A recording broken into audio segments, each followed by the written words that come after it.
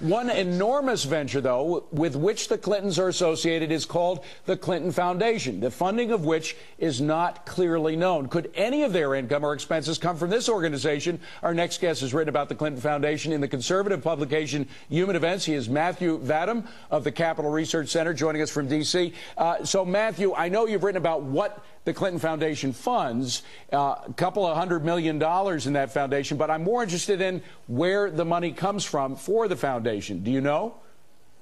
We don't know much about where the money comes from for the Clinton Foundation. It's a charitable foundation, and it is not required to disclose its donors. And our concern at the think tank where I work, Capital Research Center here in D.C., is there a quid pro quo being promised in exchange for secret donations being given to the Clinton Foundation? Well, part of the curiosity of all this is because there's a Canadian mining financier, Frank Gistra, who has traveled with former President Bill Clinton. And remember, Bill and Hillary share, they file jointly. And he gave about $31 million, this Canadian mining financier, to the Clinton Foundation and has apparently pledged a lot more than that in the future. So the question is, does he get anything in return? It might just be a charitable contribution. The question. That is entirely the question, and that's why we have to wonder. Now, the contribution, as I understand it, that Frank Gistra or Justra, or however you pronounce it, made to the Clinton Foundation came just after a visit that he and Bill Clinton personally made to the nation of Kazakhstan beside China.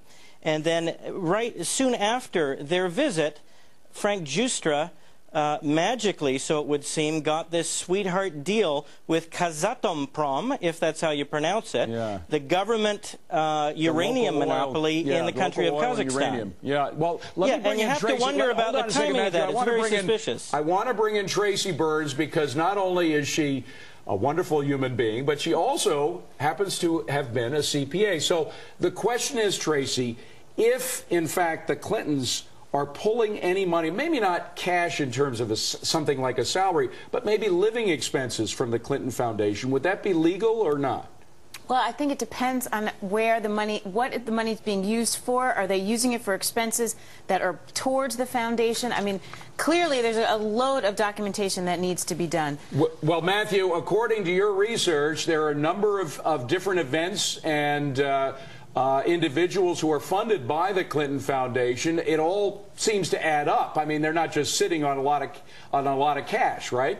What my co-author Deborah Corey Barnes and I found when we wrote the article that was in Human Events and in Foundation Watch, a Capital Research Center newsletter, was that the Clinton Foundation made a big deal out of wanting to protect the names of its donors, and then it went and it turned around and it sold the names of its donors to Vin Gupta, a longtime Clinton loyalist and Clinton donor who runs a direct marketing company. Well, so their confidentiality was important until a check was involved. Understood. And we got to wrap it up. Unfortunately, we've run out of time. But Tracy, if in fact they are drawing any income at all from the Clinton Foundation, would that show up on their tax records quickly? It should, because they should be documenting what they're using that income for based on the foundation's income. Tracy Burns, Matthew Vadum, thank you so much for coming in, and of course our great thanks to Major Garrett for staying so late. We appreciate it.